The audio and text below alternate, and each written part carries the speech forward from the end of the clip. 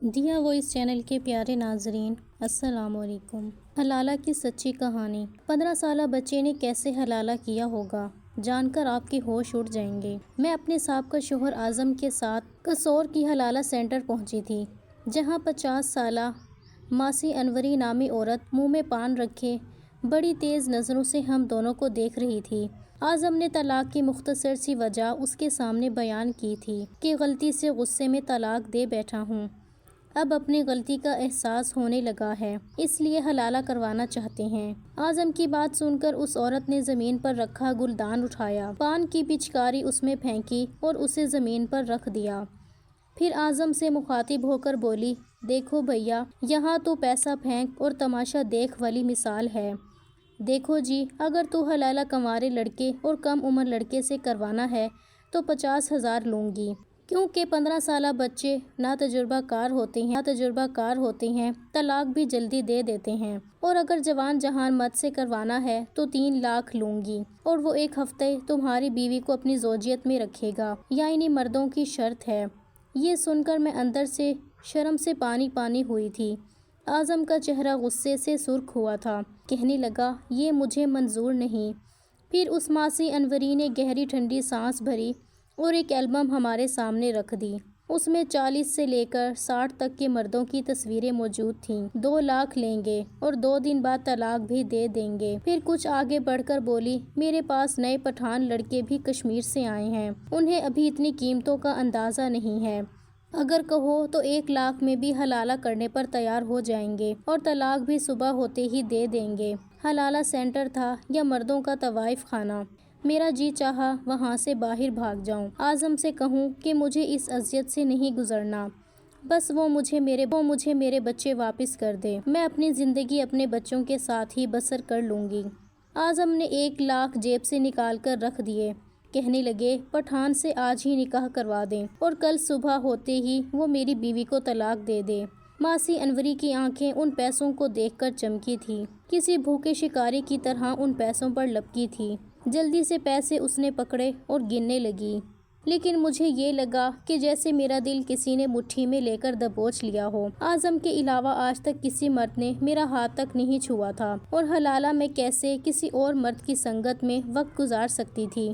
میں نے اعظم کی طرف بے بسی سے دیکھا تھا اور نفی میں سر ہلانے لگی، لیکن وہ اپنی نظروں سے ہی مجھ سے منت کر رہا تھا کہ میرے گھر، بچوں اور میری خاطر یہ قربانی بھی تمہیں ہی دینی ہے۔ میں نے آنکھیں بند کی تو اپنے بچوں کے روتے ہوئے چہرے نظر آنے لگے، کئی آنسو میری آنکھوں سے نکل کر بہے تھے۔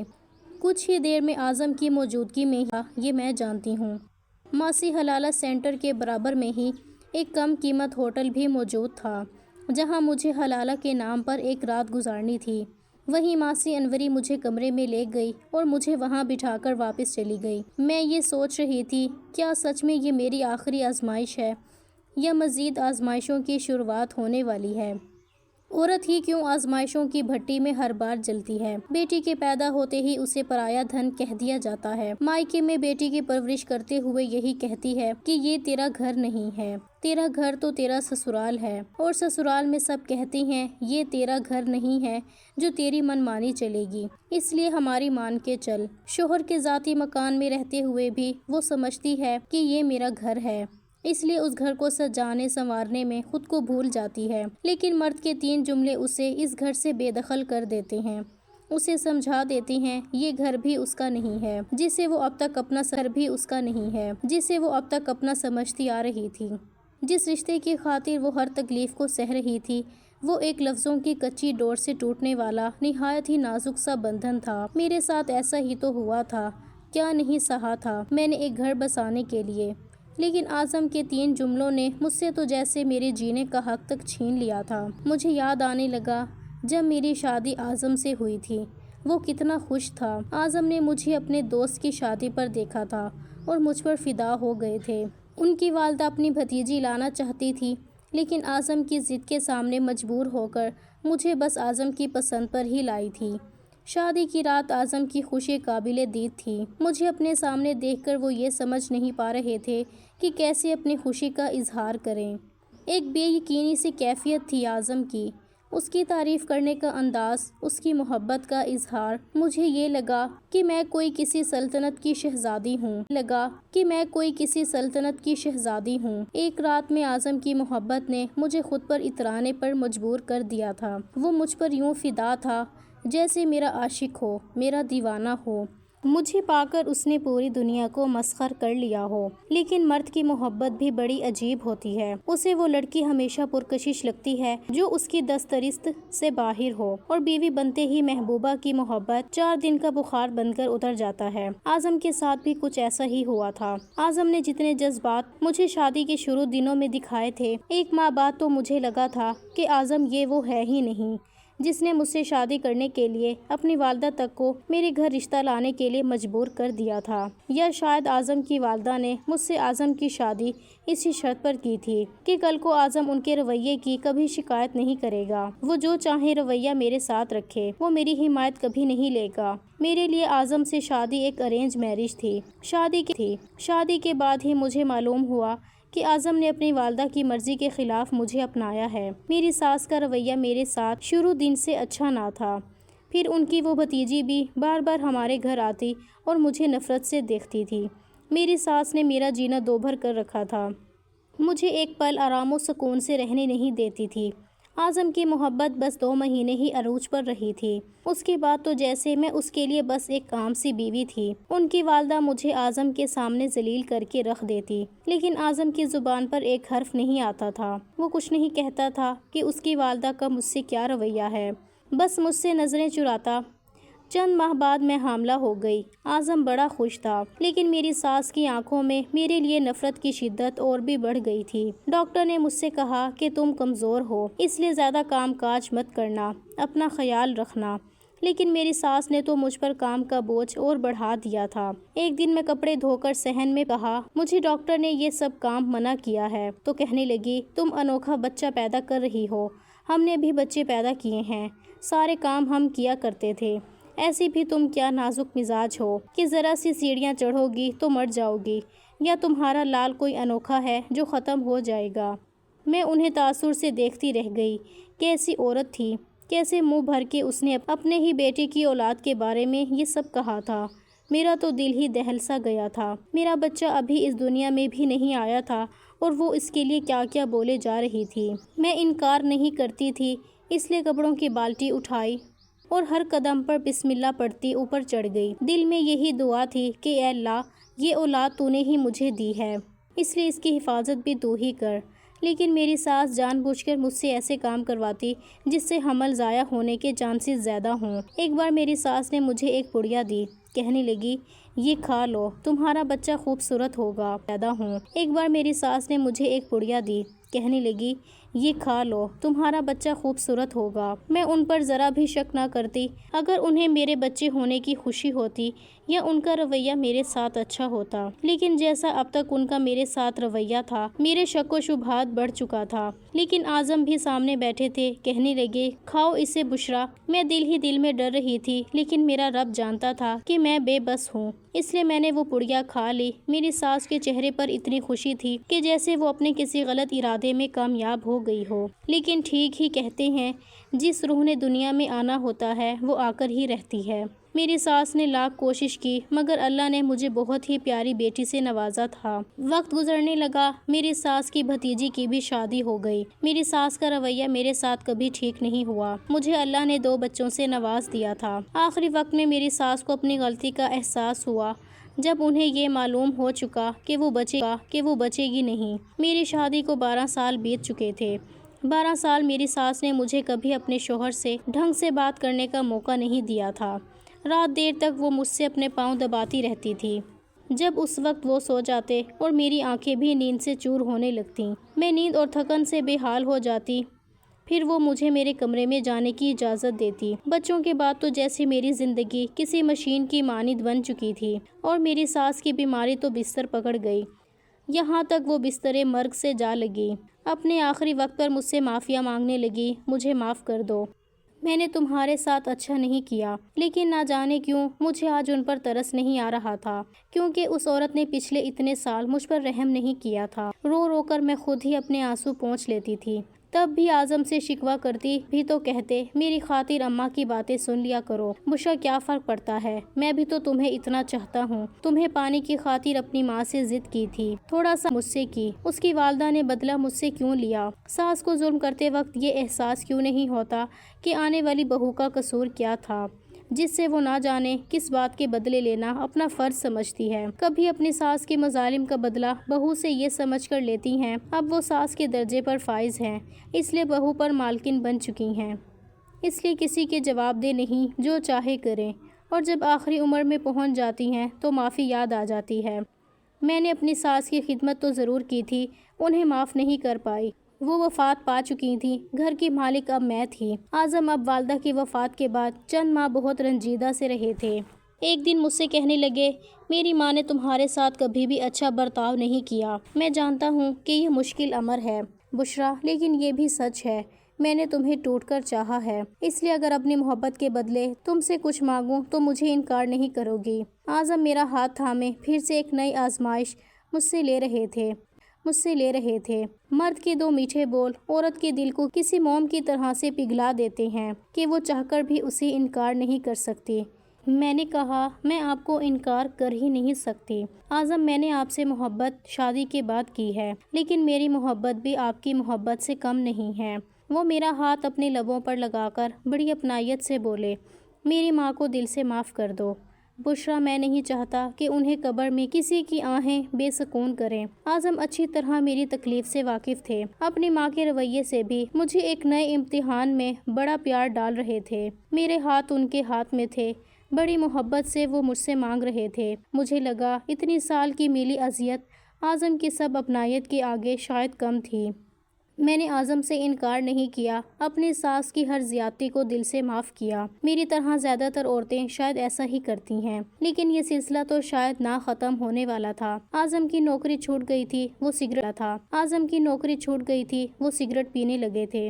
مجھ سے ان کی پریشانی دیکھی نہیں جاتی تھی، اس لیے میں نے سارا زیور لا کر اعظم کے سامنے رکھ دیا۔ میں نے کہا آپ نوکری چھوڑ کر کاروبار شروع کر لیں۔ میری زیورات کو دیکھ کر وہ کہنے لگے میں بے غیرت نہیں ہوں کہ بیوی کے زیورات بیچوں۔ میں نے کہا اعظم ہم ایک دوسرے کے سکھ دکھ کے ساتھی ہیں، آپ کی پریشانی میری بھی پریشانی ہے، آپ اپنا کاروبار شروع کریں، جب حالات اچھے ہو جائیں گے مجھے نیا زیور بنوا دیجیے گا۔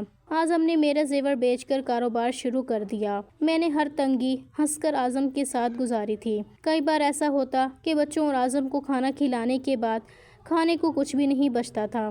اعظم کم خرچہ گھر پر لاتے تھے، میں پانی پی کر اپنا پیٹ بھر لیتی تھی۔ خالی پیٹ بے شک مجھے دہائیاں دیتا تھا، لیکن دل مطمئن تھا۔ میرے بچے اور شوہر سحر رو کے سوئے ہیں۔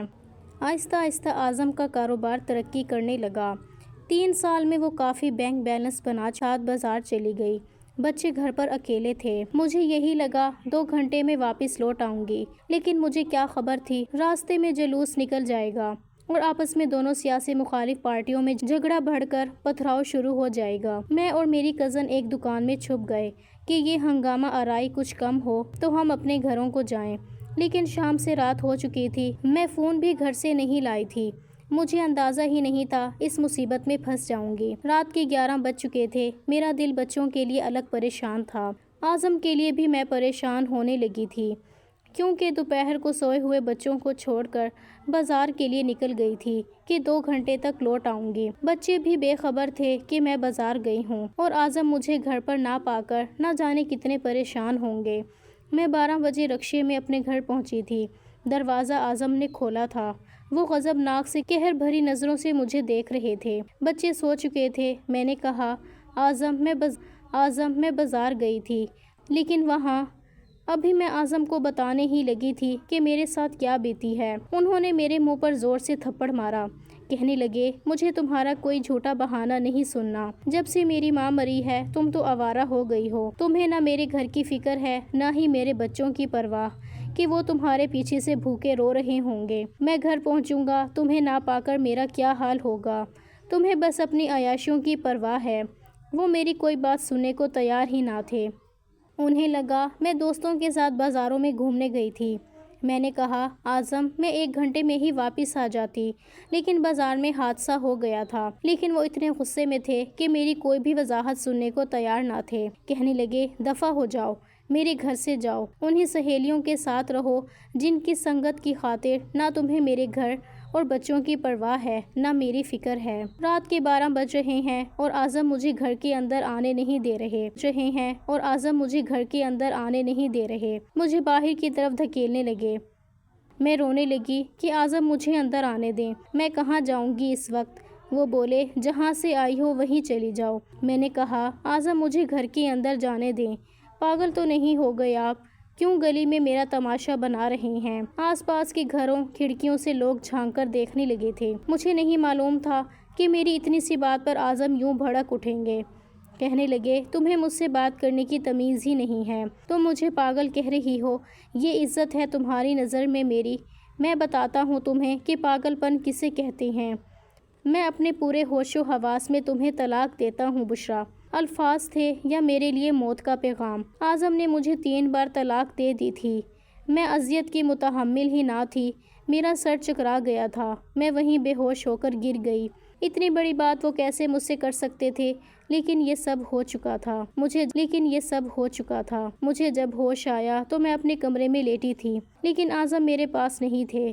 محلے کی چند عورتیں تھیں، مجھے ہوش میں دیکھ کر میرے پاس بیٹھ کر کہنے لگیں بہت برا ہوا جو بھی ہوا، لیکن تمہیں بھی اپنے گھر بچوں کا سوچنا چاہیے تھا۔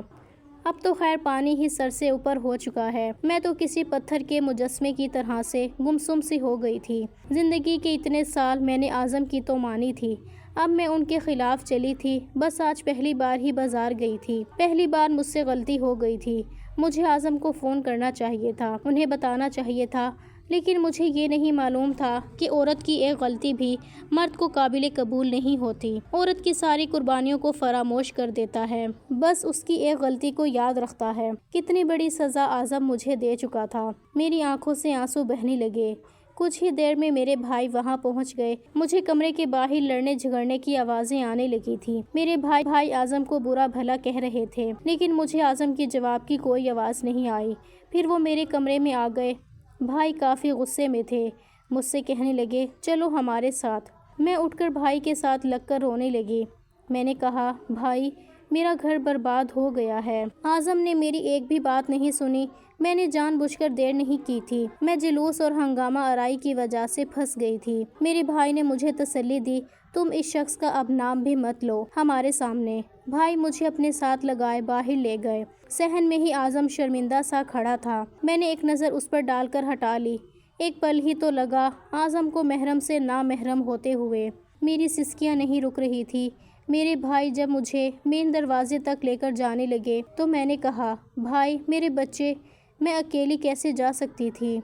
بھائی نے کہا وہ اپنے باپ کی اولاد ہے، وہی انہیں پالے گا، تم چلو ہمارے ساتھ۔ یہ بات تو مجھ پر دوہری قیامت تھے، میں کیسے اپنے بچوں کے بنا رہ سکتی تھی؟ میں نے کہا بھائی میرے ساتھ ظلم مت کریں، میں اپنے بچوں کے بغیر نہیں رہ سکتی۔ لیکن بھائی مجھے زبردستی اپنے ساتھ لے کر مائکے آ گئے۔ ادھر جا کر بھی روتی ہی رہتی۔ میرے والدین حیات نہ تھے، 3 بڑے بھائی اور بھابیاں ہی تھیں۔ جب میں ان کے بچے دیکھتی تو میرا دل اپنے بچوں کے لیے ماں ہی بے آپ کی مانی تڑپنے لگتا۔ میں بلک بلک کر رونے لگتی۔ پتہ نہیں میرے بچوں نے کچھ کھایا بھی تھا کہ نہیں۔ چھوٹا بیٹا بس 3 برس کا تھا، وہ تو میرے بنا ایک پل نہیں رہتا تھا۔ 1 ماہ گزر گیا تھا، لیکن میرے آنسو خشک نہیں ہوتے تھے، مجھے پل پل اپنا گھر یاد آتا تھا۔ 1 ماہ بعد مجھے ایک انجان نمبر سے کال آئی، میں نے فون اٹھایا، میری بڑی بیٹی تھی، کہنے لگی ماما علی کو بہت تیز بخار ہے، آپ گھر آ جائیں۔ علی کی بات سن کر تو میرا دل تڑپ سا گیا تھا، میرے بچے کو بخار، میں اگر یہ بات بھائی سے کہتی تو وہ مجھے کبھی بھی جانے نہ دیتے۔ میں نے اس سے پوچھا کہ تمہارے بابا کہاں ہیں؟ تو کہنے لگی وہ گھر پر نہیں ہیں، ماما آپ گھر آ جائیں۔ میں بھی ان دنوں بیمار تھی، اپنے کمرے میں پڑی رہتی تھی، اس لیے بھابھی سے یہ کہہ کر گھر سے نکل گئی کہ ڈاکٹر کے پاس جا رہی ہوں، لیکن گئی اپنے گھر تھی۔ دروازہ بیٹی نے کھولا تھا، میرے بچے صحن میں ہی تھے، مجھے دیکھ کر میرے ساتھ لپٹ گئے، رونے لگے۔ میں نے علی کو گود میں بھر لیا، اپنے سینے سے لگا لیا، وہ بخار میں تپ رہا تھا۔ میں نے کہا رکشا باہر کھڑا ہے، تم میرے ساتھ چلو۔ میں تم لوگوں کے بنا نہیں رہ سکتی۔ میں کوئی نوکری کر لوں، کچھ بھی کر لوں، تم لوگوں کا خرچہ خود اٹھا لوں گی، لیکن تم لوگوں کے بنا نہیں رہ سکتی۔ میں بھی بچوں سے بات کر ہی رہی تھی جب ایک کمرے سے اس وقت اعظم باہر آئے تھے۔ شیو بڑی ہوئی تھی، آنکھیں سوجی ہوئی تھیں، بکھری سی حالت میں پہلے سے بہت کمزور لگ رہے تھے۔ میرے بچے بھی مرجھائے ہوئے تھے۔ اس کو دیکھ کر میں چپ سی ہو گئی تھی۔ میں نے اپنا رخ فوراً بدل لیا۔ بے شک میرا ان سے شرعی کوئی رشتہ نہ تھا، لیکن میرا دل تو انہی کے نام سے دھڑکتا تھا۔ اتنے سال کا ساتھ کوئی چھوٹی بات نہیں تھی۔ میں نے بنا ان کی طرف دیکھ کے کہا، میں اپنے بچے لے جانا چاہتی ہوں، ان کے بغیر نہیں رہ سکتی۔ میں نے آنسو بہاتے ہوئے کہا تھا۔ وہ میرے پاس آ گئے، کہنے لگے، میرے بغیر رہ سکتی ہو؟ میں نے برجستہ ان کی طرف دیکھا تو وہ آنسو بہا رہے تھے۔ میرے سامنے ہاتھ جوڑ کر پھوٹ پھوٹ کر رونے لگے۔ بشریٰ مجھے معاف کر دو۔ وہ روتے ہوئے مجھ سے معافی مانگنے لگے، لیکن میں ان کی معافی کا کیا کرتی؟ کیا معافی مانگنے سے وقت کا پہیہ پیچھے جا سکتا تھا؟ کیا طلاق جیسے لفظوں کا ازالہ ہو سکتا تھا؟ وہ میرے لیے نامحرم سے محرم بن سکتے تھے۔ میرا ہنستا مسکراتا گھر اور اس کی خوشیاں مجھے واپس مل سکتی تھیں؟ نہیں، کچھ بھی تو نہیں مل سکتا تھا۔ میں نے کہا، آپ کی معافی مجھے میرا گھر اور گھرستی نہیں لوٹا سکتی۔ آپ نے مجھے برباد کر دیا۔ ایک بار اگر میری بات سن لیتے تو میں بھی آپ کو غلط نہ لگتی۔ میری بات پر انہوں نے میری طرف دیکھا تھا، کہنے لگے، میری ایک بار بات سن لو، شاید اس مسئلے کا کوئی حل نکل آئے۔ میں نے کہا، اس کا کوئی حل نہیں ہے اعظم، بس میرے بچے مجھے دے دو، میں انہیں اپنے ساتھ رکھنا چاہتی ہوں۔ میں بچوں کو اپنے ساتھ باہر لے جانے لگی، لیکن اعظم نے مجھے بازو سے پکڑ کر روکا۔ نہیں، میں تمہیں یوں جانے نہیں دے سکتا جب تک کہ تم میری بات نہ سن لو۔ وہ مجھے زبردستی اپنے کمرے میں لے گئے، دروازہ بھی بند کر دیا۔ پہلی بار مجھے تنہائی میں خوف سا محسوس ہو رہا تھا۔ میں نے کہا، یہ آپ کیا کر رہے ہیں؟ میں آپ کی کچھ نہیں لگتی۔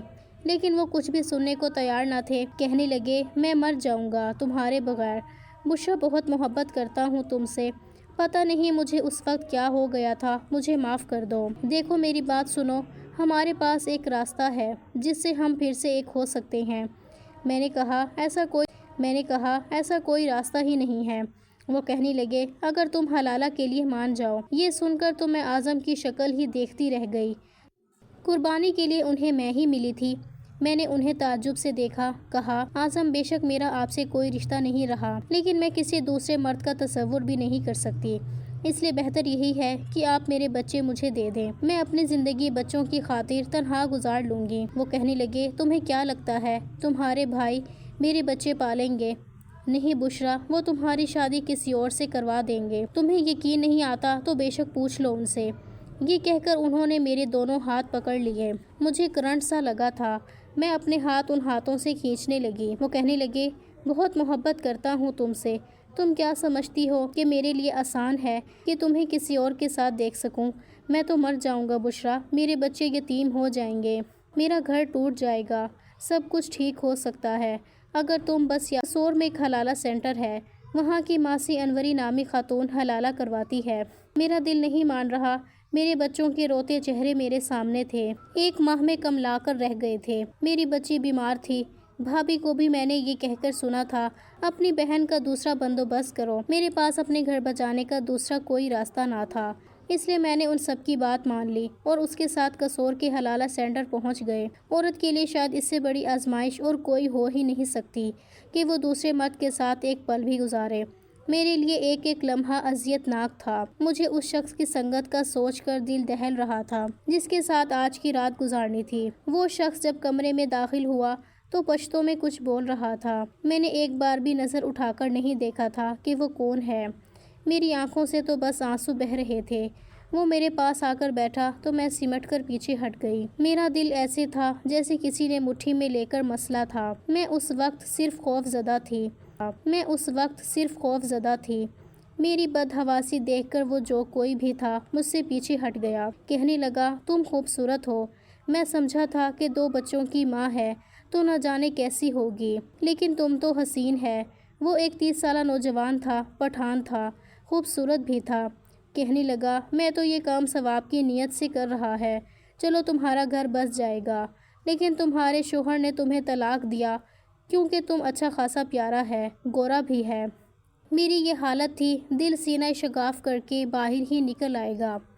اس نے میرا ہاتھ اس بار بڑی مضبوطی سے تھاما تھا، لیکن مجھے لگا میری روح فنا ہو جائے گی۔ میں اس سے اپنا ہاتھ چھڑوا رہی تھی، وہ کہنے لگا، حلالہ کیسے ہوگا؟ دیکھو ہم تمہارا شوہر ہے، ایک دن کا ہی صحیح لیکن ہوں تو شوہر ہی۔ میں نے ایک بار بھی اس کے چہرے کی جانب غور سے نہیں دیکھا تھا۔ میری وہ رات میرے لیے کسی اذیت سے کم نہ تھی، حالانکہ اس شخص نے نرمی والا معاملہ کیا تھا، مجھے مفت کا مال سمجھ کر استعمال نہیں کیا تھا۔ ایسا ہی رویہ کیا جیسے میں اس کی بیوی ہوں۔ صبح ہوتے ہی مجھے اس کمرے سے باہر نکلنے کا انتظار تھا، لیکن وہ نوجوان نہ جانے کیوں مجھے دیکھے جا رہا تھا۔ اس کی نظریں میری جان نکالے ہوئی تھی۔ میں کمرے سے باہر جانے لگی تو کہنے لگا، بات سنو، میں تمہیں چھوڑ نہیں سکتا، ہمارے پٹھانوں میں طلاق نہیں دی جاتی، اب تم ہماری غیرت ہو۔ اس کی بات سن کر تو میرے ہوش ہی اڑ گئے تھے۔ میں نے اسے حیرت سے دیکھا تھا۔ میں نے کہا، میرے میاں نے ماسی انوری سے بات طے کی تھی، میں تمہارے ساتھ رہنا نہیں چاہتی۔ کہنے لگا، ماسی انوری کون ہوتا ہے بات طے کرنے والا؟ مجھے تم پسند آ گیا ہے، ہم خوش ہیں، تم نے بھی ہم سے رضامندی سے نکاح کیا ہے، پھر حلالہ ایسے نہیں ہوتا جیسا ماسی انوری کہتی ہے، وہ سب زنا کے زمرے میں آتا ہے۔ میں ایک مولوی کو کہتے سنا تھا کہ اگر حلالہ کی نیت سے نکاح کر کے تعلق قائم کرو تو وہ زنا ہے۔ تمہیں بیوی سمجھ کر نکاح کیا تھا، تم مجھے پسند بھی آ گیا ہے، اس لیے ہم تم کو طلاق نہیں دے گا۔ مجھے لگا میں چکرا کر گر جاؤں گی۔ میں اس کے سامنے رونے لگی تھی کہ میرے چھوٹے چھوٹے بچے ہیں، لیکن وہ شخص کہنے لگا، وہ تمہارے شوہر کا مسئلہ ہے، اب تم پٹھان کی بیوی ہو اور ہماری بیوی ہماری غیرت ہوتا ہے، ہم یا تو مر جاتا ہے یا مار ڈالتا ہے، اپنی غیرت کو نہیں چھوڑتا۔ ایسا ہی ہوا تھا۔ اصل میں جب اس شخص نے گریبان پکڑ کر اسے غصے سے پھنکارا کہ تم میری بیوی کو ابھی کے ابھی طلاق دے دو، اس نے اپنی جیب سے پستول نکال لی، کہنے لگا، تجھے جان سے مار ڈالوں گا اگر اب میری بیوی کو اپنا بیوی کہا۔ تو حلالہ سینٹر میں ایک تماشا سا لگ گیا تھا۔ پستول دیکھ کر ہم سب کو ہی سانپ سونگھ گیا تھا۔ یہ پتا تھا کہ وہ پٹھان ایک منٹ بھی گولے چلانے سے پہلے سوچے گا نہیں۔ وہ مجھے اپنے ساتھ کشمیر لے گیا تھا، میرا خیال بھی رکھتا، میرے ساتھ رویہ بھی اچھا رکھتا تھا، اپنے گھر والوں کو میرے خلاف بھی بولنے نہیں دیتا تھا، لیکن میں اپنے دل کا کیا کرتی جو ہر وقت اپنے بچوں میں اٹکا رہتا تھا۔ میری دوسری شادی کو 4 سال گزر گئے ہیں، وہ ایک اچھا انسان ہے، میرا ایک بیٹا بھی ہے، وہ میرا بہت خیال بھی رکھتا ہے۔ حلالہ واقعی کوئی مذاق نہیں ہے، نہ ہی طلاق کوئی چھوٹی سی غلطی ہے جسے معمولی سمجھ کر کرتے اور عورت کو حلالہ کے نام پر کسی کی ایک رات کی بیوی بنا دے۔ یہ بات شاید اعظم کو اچھی طرح سے سمجھ آ گئی ہوگی۔ مجھے اب بھی اپنے بچے یاد آتے ہیں۔ ہاں، یہ ضرور ہوا کہ مجھے اعظم کا خیال نہیں آتا تھا۔